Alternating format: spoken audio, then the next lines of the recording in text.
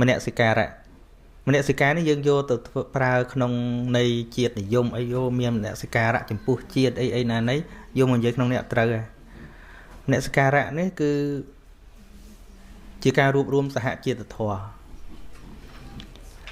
ឬក៏ជាលក្ខណៈពិចារណា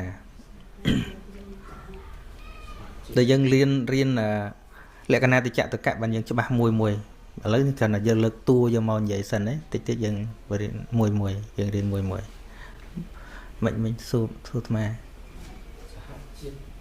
សហជាតិធម៌មានធម៌ដែលកើតព្រមគ្នា